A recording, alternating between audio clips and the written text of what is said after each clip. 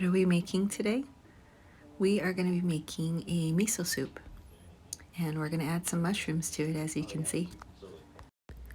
So I don't know if you know, and for those of you that don't, you aren't actually supposed to wash your mushrooms. You're just supposed to towel them. I don't know if that's even the correct terminology. I'm certain that it isn't. You just want to take a rag or a paper towel, and you want to dampen that with some water and then wipe the mushrooms down. I do remove the bottom portion of the mushroom. You can leave it on if you'd like, but I find that it can be tough on most of the bottoms of the mushrooms, so I choose to remove it. And now I'm just slicing them up for the soup.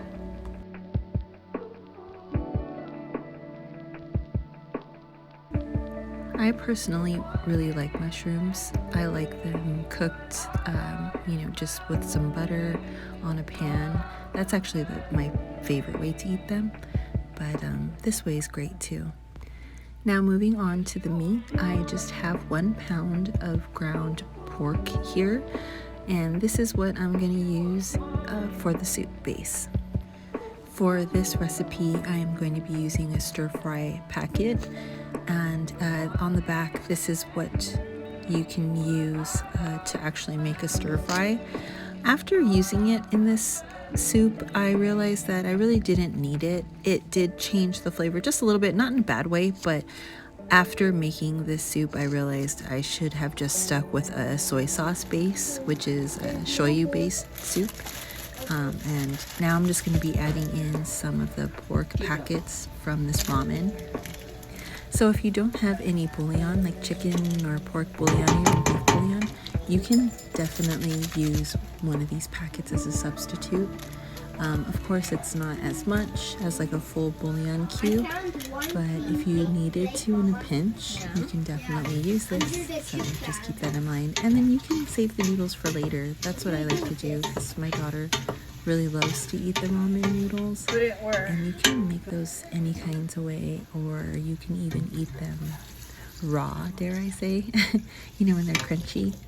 I like snacking on them like that, and so do the kids. Does anybody else eat them like that? So now that everything has been cooked, I'm gonna add in my water, and now we're gonna start really creating this soup. Okay, so now I'm just gonna be adding some hoisin sauce. And I just add very little. This is actually pretty strong of a flavor, so a little goes a long way. And I'm adding some shoyu. Next time I'm definitely going to add more soy sauce and probably omit the hoisin sauce. But even with it in this, it was still really, really good.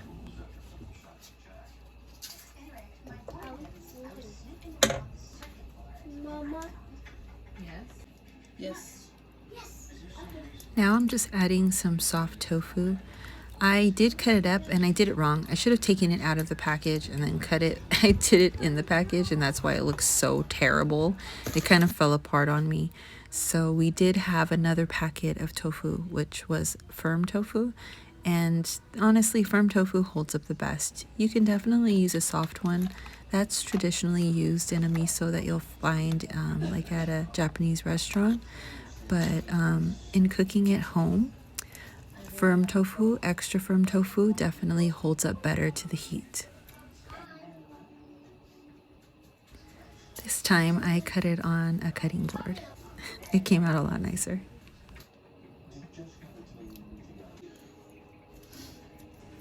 Now I'm just whipping out my handy dandy craft scissors.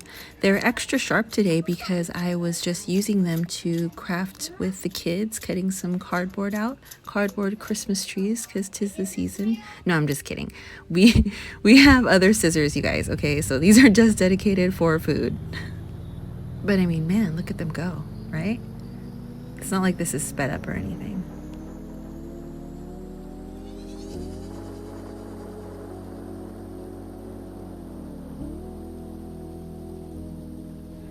Now, after adding a very generous amount of green onions, I'm just gonna mix that around. And if you can see right here, I have two examples of the tofu. I have the very soft tofu and then the extra firm tofu. The extra firm tofu is on the left side, as you can clearly tell, and it does definitely hold up better. The soft tofu is great. I love it. I really do enjoy it. I like to eat it by itself with rice and soy sauce over it, and then I just chop green onions on top of it.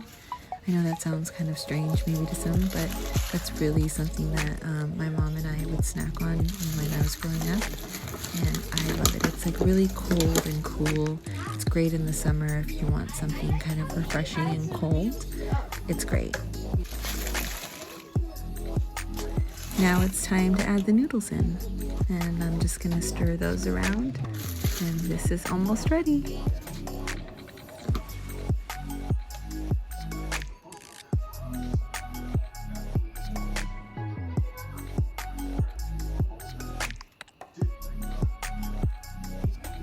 I really hope you try this recipe. I know it might seem different, but different isn't always bad. Sometimes it can be really delicious. And don't forget to share it with the ones that you love, because there is definitely enough to go around.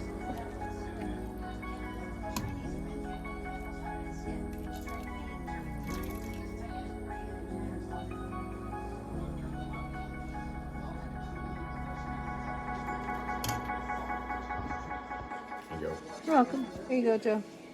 Thank you, Mom. Anyway. Joe. Well, thank you.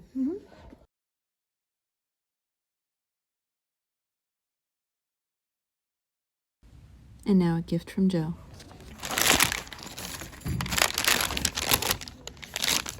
You can write that, Joseph. No, that was somebody else.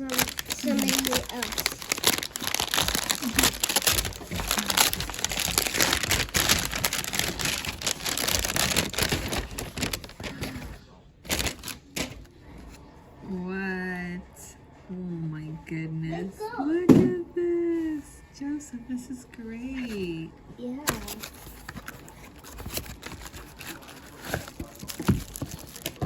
Oh my goodness, Joseph. Mom, French fries? I love it. Thank you, Joseph. You're welcome. I'm gonna use it right now. I gotta wash it. I knew you were gonna like it. I love it. I have to use these kinds of cups at work. They have to be closed cups. This is perfect. Thank you. You're welcome. Everybody's good. Okay, have you seen Tommy Rocco's yet? My son. Yes. I love it so much. I'm using it now. You love it? Can I drink some?